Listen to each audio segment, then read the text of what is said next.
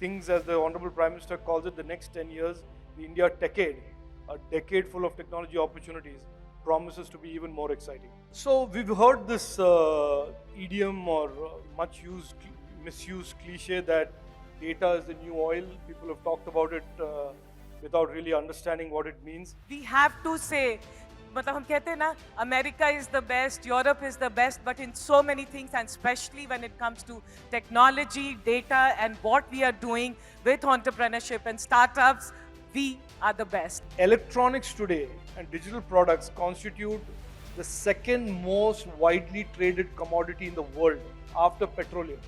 In 2014, this category, 82 to 84% was imported, the mobile phone category. And today, almost 100% of it is assembled / manufactured in India.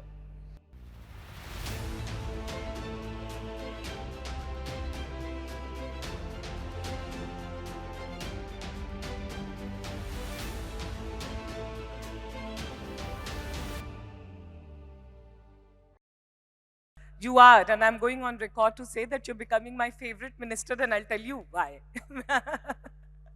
One, because we have done many conversations, but most importantly, because of the work that you have done.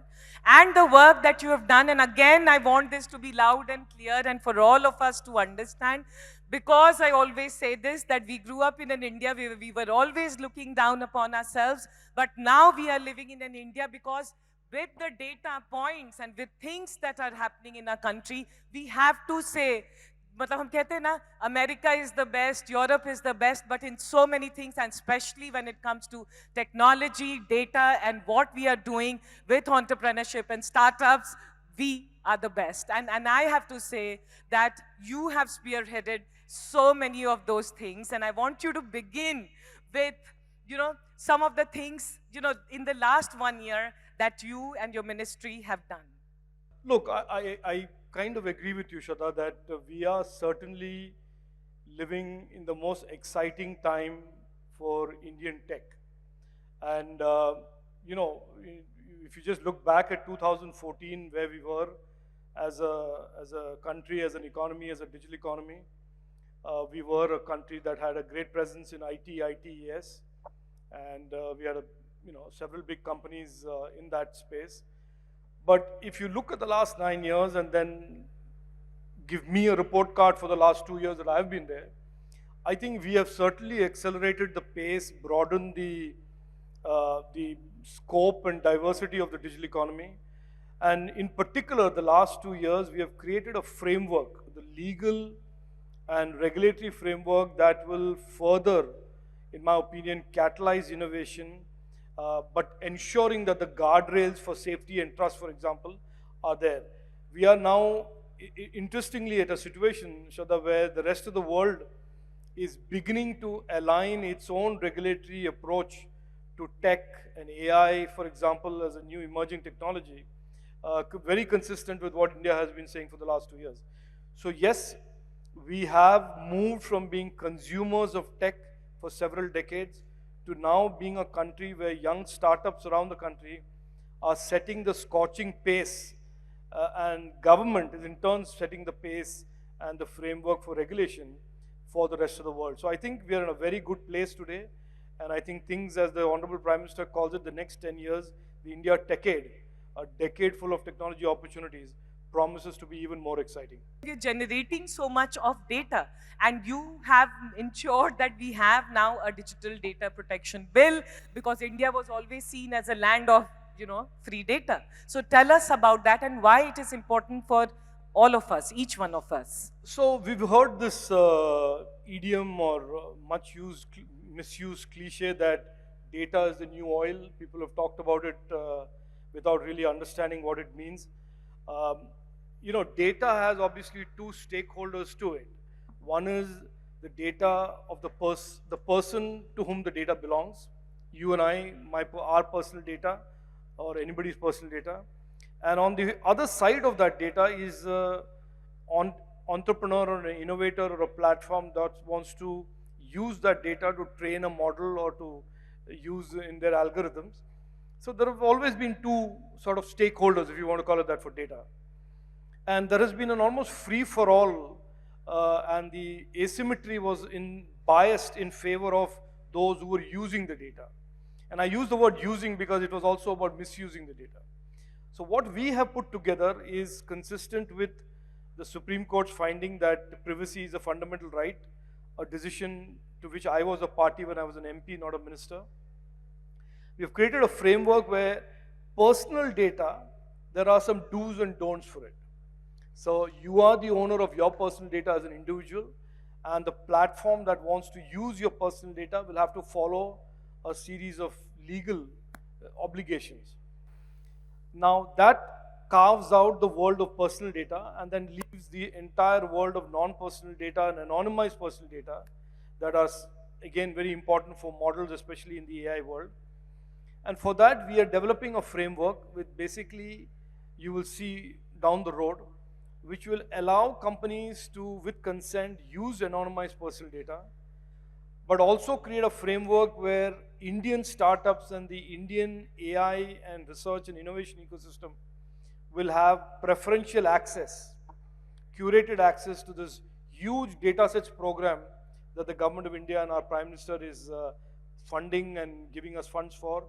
So we will have, I think, by the late 24, in place one of the world's biggest collection of very, very diverse, very powerful data sets that will be used as fuel for the AI of the future.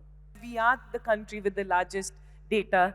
How are we thinking about AI? Yeah, so I'm happy to share what our government, our Prime Minister thinks about AI.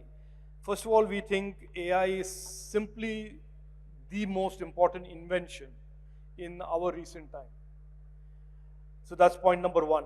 Point number two, we see AI as a kinetic enabler, in a sense, a catalyst, a force multiplier of our digital economy. You know, Shradha, that digital economy was 4.5% of GDP in 2014. It's about 11% of GDP today. And by 2026, our Prime Minister's target is to make it a fifth, 20% of GDP. AI will certainly, and innovation around AI will certainly contribute significantly to the growth of our digital economy. What is our approach to AI? There's a big document that has been put out by working groups, and we have a framework. And on 10th of January, I would invite everybody here to attend the launch of the first global summit on India AI. Okay. It's on the 10th of Jan. 12th, 13th, and 14th of December, we are, as incoming chair, hosting the Global Partnership for AI in Delhi. And we see a very important role for India and Indian innovation and Indian startups in how the future of AI, especially in real-life use cases of agriculture, healthcare, governance, language translation, all of those models for all of those will evolve and get built. Yes, generative AI is the buzz. I attended recently Bletchley, the AI Safety Summit in Bletchley Park with 28 countries, and I got to shake hands with all of the celebs in AI. We saw your... Yeah, so I think we should understand that there is a lot of this buzz and noise, but our government's view is that we will stay laser focused on very clear outcomes that we want out of AI, which is real life use cases, to do healthcare better, to do agriculture better, to do education better, to deliver governance better, and to do language translation and enable more and more inclusion onto the internet. So we will really focus on startups and innovation and funding them, creating AI compute infrastructure. You will hear in January that our Honorable Prime Minister has agreed to create a significant amount of GPU capacity in India for startups to basically access and train their innovation and their foundational models. So we think, I'm personally very excited by what we think we are going to do in AI. And I certainly see the startups and the broader ecosystem being a huge, let's say, force to drive India AI. Minister, I also want to now jump from AI to something that you've been very passionately championing, and something which I feel that India and all of us, I would agree, India needs, is a lot in terms of manufacturing. And when it comes to the semiconductor space, because वहाँ पे भी लगता है, मतलब हमारा narrative था कि India बहुत पीछे रह गया है. But I know that how much you have worked to make sure that, and then, I'll leave you to talk about this, please. Yeah, no, so I think electronics, the digitization of the world around us is certainly creating more and more demand for what we loosely refer to as electronics. Whether it is automotive or Internet of Things, or it's industrial, or it is compute, or it is wireless and communication, or it is strategic electronics in a satellite or in a drone. Electronics are increasingly powering these digital products. Now, electronics in itself is innovating so rapidly. One classic example of what we experience every day is a mobile phone as a device. So we are very, very focused on, our Prime Minister is very focused on and has made it a goal for the country to become a significant manufacturing hub for electronics. So we have a target of being $300 billion of manufacturing by 25-26. Just to give this in perspective to your audience, electronics today and digital products constitute the second most widely traded commodity in the world after petroleum. And the size of the electronics market globally is $1.6 trillion, of which a neighbor to the north controls about 70% of it. The world doesn't like it anymore, and I think that is an opportunity for India to grow our own electronics manufacturing. So that is growing very strongly. I use this example again and again, and I'm happy to share it again here. In 2014, this category, 82 to 84% was imported, the mobile phone category. And today, almost 100% of it is assembled/manufactured in India. Last year alone, India has exported 1 lakh crores of Apple and Samsung smartphones to the world, badged, assembled in India or made in India. So I think in electronics, we are really moving strongly ahead in manufacturing. You will hear soon that in the electronics innovation side, we are launching something called the Digital India Future Labs program, which will really encourage startups, support startups that are in the electronics design business to design the next generation of electronics products, whether it's for automotive, for IoT, for communication, for compute, or for strategic electronics. And the one more layer of that manufacturing is semiconductor. And again, in the last 18 months since the Prime Minister launched that program, we have gone gangbusters. We have made tremendous progress, surprising even somebody like me who's an eternal optimist. But we have rapidly grown. We have created a $3 billion investment in semiconductor packaging and memory modules. And over 35 design startups have been funded that are designing the next generation devices. We have a very robust RISC-V program that is creating semiconductors and chips around the RISC-V architecture. So I think in electronics and semiconductors, is a huge opportunity area for startups, apart from the consumer internet and D2C, where we have already seen a lot of success. I think the next wave is going to be AI and electronics product design. You are an entrepreneur and a fantastic, very successful entrepreneur. And from there now you are again you will say, oh, I don't know. So I'm going to say you are a successful politician, minister who is, and we all know, you are running every day to different parts of the country and doing so many things. पहले तो बताइए कठिन कौन है ज़्यादा, hard क्या है? Being an entrepreneur or being a politician? And tell us, how have you navigated? What prompted you to come into politics and do what you are doing? So Shradha, I was an entrepreneur. I'm not an entrepreneur. Certainly, I can't be an entrepreneur and a minister at the same time. I was an entrepreneur, and I spent about 12 years as an entrepreneur. Before that, I was a chip designer. And my experience with entrepreneurship was certainly very life-altering, because it taught me, there was an article written in the Economic Times of that time which said that I have learned what usually people learn in 30 years, I learned in a decade. And I learned the good and the bad of India. I learned that there is so much of opportunity, but there are so many roadblocks and people who try and trip you up, whether it's the government, regulatory, financial, capital markets. So, but that is a different era. And if you compare entrepreneurship today to where we came from as entrepreneurs, it is certainly a very different world. You have one fundamental change in that the government of the day is in your corner rooting for your success, which was never the case in the past. And really the hurdles today are limited to your own innovation, your temperament, your hard work, your determination. There are no external ecosystem issues that you have to worry about of a big company trying to mess with your business model, or stuff like that. That was par for the course in those days. I don't want anybody to feel that this transition from being an entrepreneur to politics was just some fancy snap. I have spent 18 years in politics. I joined politics in 2006. I took a conscious decision at that point, driven by my own experiences as an entrepreneur, that I wanted to clean up or make an impact on politics.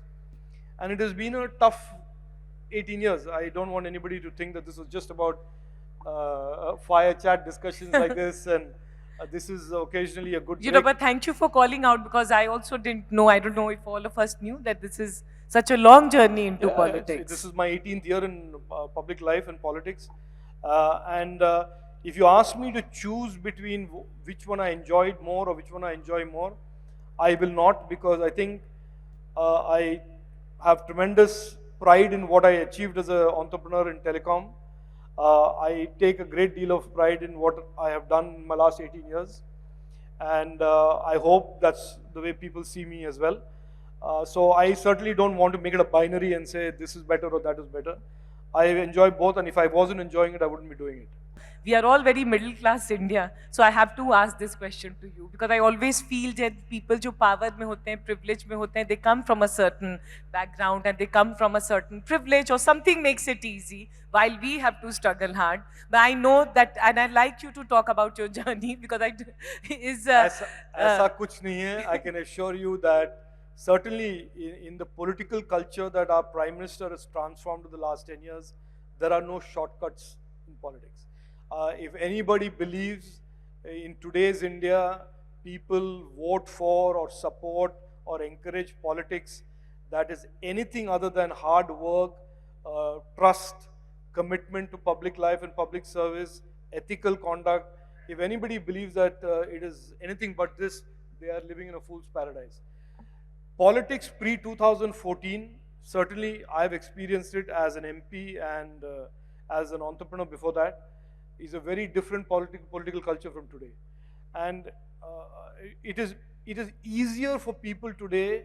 It will still require a lot of hard work, it will still require a lot of determination and perseverance, but it is easier for people today who don't come from a political background to enter politics and make a mark. It is certainly more, I mean, there was a time when you had to have a last name of your grandfather or your great-grandmother or whoever to enter politics, or your father.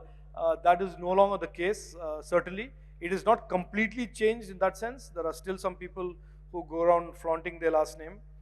But for somebody in this room or any other room today who is professionally accomplished and at some point in his life or her life says, I want to do something for my country, politics is certainly a very viable and attractive opportunity. Of course, there will be still the risks of failure, as every startup knows, but it is much more welcoming of people with a non-political background today than any time in the future in the history of India.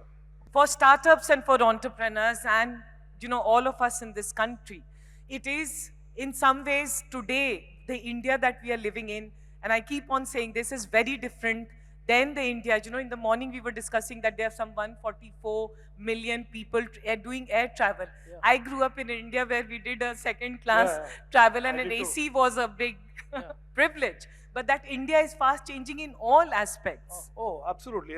And sometimes we forget, we are in 2023, soon we'll be in 2024. Sometimes we forget where we started in 2014. I remember in 2014, that our desire was to transform India. We so desperately wanted to change from the status quo of corruption and cronyism and all of that, that for us, transformation was a big thing.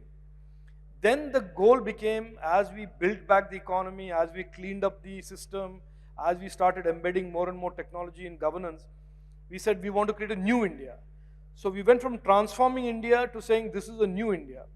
And now look, we have a Prime Minister who says, I'm going to raise the bar even further. And he says, I want a developed India. So he is now talking about, in our lifetime, for India to become the third largest economy in the world. And for us, if not for me in my lifetime, certainly for many of the youngsters here in their lifetime, to see India as a developed nation.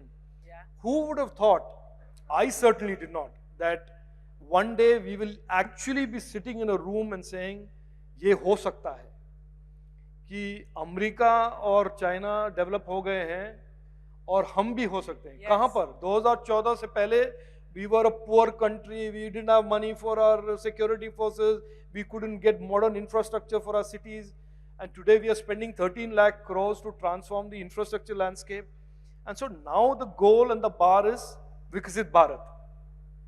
पहले था transforming Bharat, फिर हुआ नया Bharat, and now we are saying, why don't we set our sights and through the power of these youngsters, through this India decade, say that we want to be a developed nation in the next decade. Yeah. So I think that is the distance, our ambition. So have been reimagined by ourselves, not by a government, but by young Indians all over the country. And I think that is tremendously inspiring and confidence. Yes, sir, absolutely. And you know, I have to say that, see, they're entrepreneurs, they're doing additive technologies from Baroda, where you were supposed to come, so I've got them here. And a lot of entrepreneurs, they've come from Bihar, UP, Chandigarh, from all parts of the country, and they are building businesses across. And I would love for you, you know, to tell them that what should they imagine as they go back into their lives, you know, once they've come for this, they'll go back. What are some of the things that they should take with them? No, look, I can't tell you where to operate in, or what segment of the digital economy or tech economy to operate in, but there are certain trends that you should clearly recognize. The digitization of almost every segment of our economy is going to be even more deep and accelerated in the coming years. Number one. What the sweet spot that you discover with your own capability and talent that you want to innovate in is for you to discover.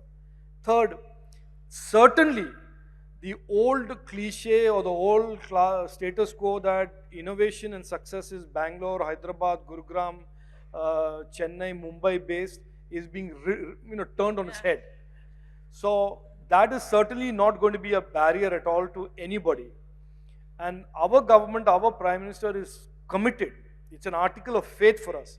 We want unicorns, we want successful startups to come from Meerut, Ghaziabad, Kohima, Srinagar, Kottayam, Belgaum, Dharwad, Vishakhapatnam, Nagpur. And we see absolutely no reason that students and youngsters from any of these places cannot compete with and outdo those in Bengaluru or Hyderabad or wherever. So the opportunity landscape today is so vast, Shradha, that it is, I say this with great deal of responsibility. If you're a young person today, this is the most exciting time in your life. You are the luckiest generation in the history of independent India. If you don't jump on this and grab this opportunity, somebody else will, and then don't cry that you lost the opportunity. But it is certainly more competitive today than it has ever been before. But the opportunities today that are in front of a young Indian who's in college or getting out of college or is in the workforce is just unlimited. What is your professional and personal New Year wish for, what you are thinking about doing and achieving? What would that be? I frankly haven't thought of it. I know that the coming year 2024 for people like us, we will be hard at work to get a renewed mandate from the people of India for at least 10 more years of this momentum to continue. So I don't know what my New Year is going to be like, but I wish more and more youngsters step up and really create even more of an accelerated momentum in the growth of our startup and innovation in economy and ecosystem.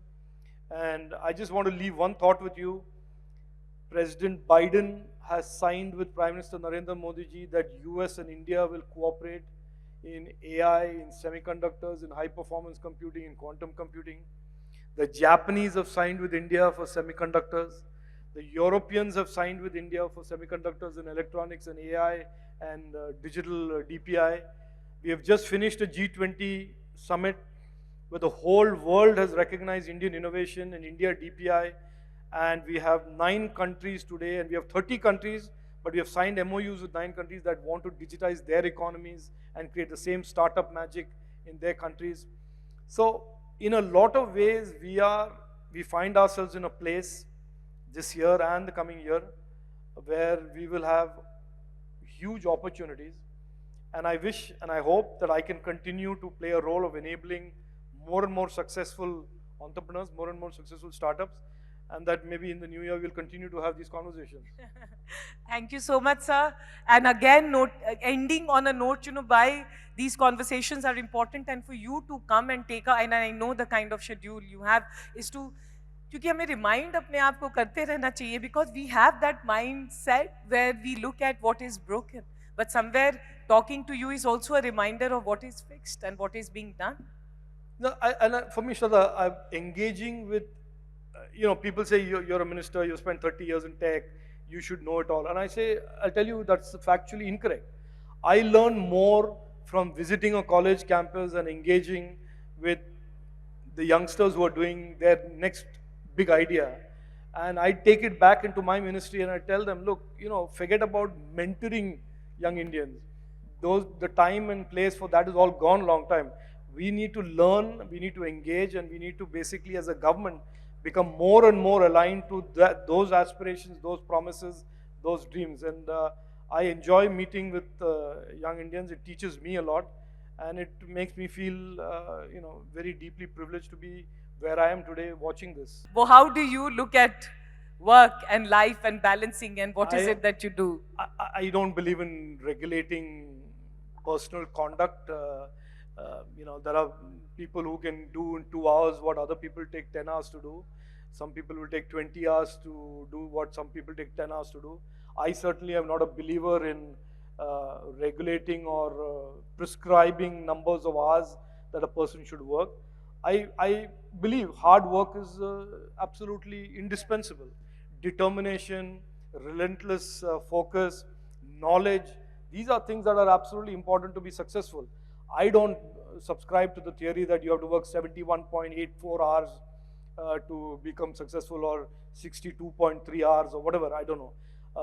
Some people can have the thought, but I think today it is about knowledge. How smart are you? How well equipped are you with your domain? How well are you read up? And what is your temperament? Are you going to collapse with every setback, or are you somebody who's going to stay the course and see it through? So I think those are much more important attributes than saying that come to work. Look, I worked at Intel at a time when Andy Grove was CEO, and he would stand outside the gate at 8 o'clock and wait for people to come in, and at 8:30 he would shut the door. So I have lived through that, and there was a time and place for that. That was an old school type of managing talent. Today it's a very different world.